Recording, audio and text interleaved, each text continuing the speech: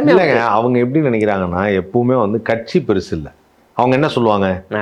மதுரை தெற்கு விஜய், வடக்கு விஜய். சார் இவர் யார் சார்? இவர் தான் சார் போன வாரம் அதிமுக இருந்தாரு, இவ்வளவு ஓட்டு வாங்கியிருக்காரு. அப்படியா? அப்ப இவருக்கு தான் அந்த ஓட்டு போடுவாங்க. விஜய். அவரே தனியா, அதாவது என்னன்னா கட்சியெல்லாம் விட்டாங்க. விஜய் விஜய் அந்த மாதிரி. ஆனா அதுவும் யாரு இது ஊத்தா? அது கொடுமையிலும் தாங்க முடியாது. ராஜ்மோகன்லாம் வந்து இவர் விஜய், நான் தான் விஜய், இவர் விஜய். என்ன தெரியுமா பண்ணாப்ல ஆளு? ஸ்டேஜ்ல பேசிட்டு இருக்கும்போது ஒரு அம்மா அதோ அழுதுட்டு, இந்த அம்மாவை திமுக தாக்கி விட்டது, இந்த அம்மாவைக்கு நீதி வேணும், நியாயம் வேணும்னு அந்த அம்மாவை கூட்டு போறாங்க. டக்குன்னு அந்த அம்மா எல்லாரையும் களைச்சு விட்டு மேடைக்கு ஏறிடுச்சு. டக்குன்னு ஐம் ஐடி கிராஜுவேட், என்னை வந்து என் பெற்றோர்கள் என்ன அடிக்கிறாங்கன்றாங்க மேடைக்கு வந்துட்டு. ஆனா இந்த லூஸ் என்ன சொல்லுச்சுன்னா திமுக என்ன அடிக்குதுன்றார். தவறாக புரிந்து கொண்டீர்கள். அவர்கள் பெற்றோர்கள் திமுகவை சேர்ந்தோன்னா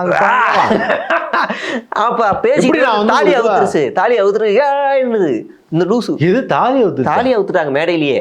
அவுத்துட்டு இப்படி பாக்குறாங்க.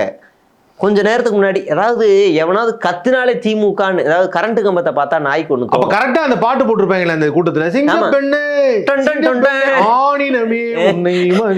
பார்த்தா அவங்க அதுக்கப்புறம் குடும்பத்துல இருக்கவங்களாம் அந்த பொண்ணை கூப்பிட்டு, தயவுசெய்து தப்பா எடுத்துக்காதீங்க, இந்த பொண்ணு கொஞ்சம் மனநிலை சரியில்லை, தயவுசெய்து தப்பா எடுத்துக்காங்க, இந்த வார்த்தையை பதிவு பண்ணி அந்த பொண்ணை வீட்டுக்கு கூட்டு போயிருக்காங்க. மனநிலை பாதிக்கப்பட்ட பொண்ணை இவங்க வந்து அரசியலுக்கு யூஸ் பண்றாங்க, திமுக தாக்கி விட்டதுன்னு.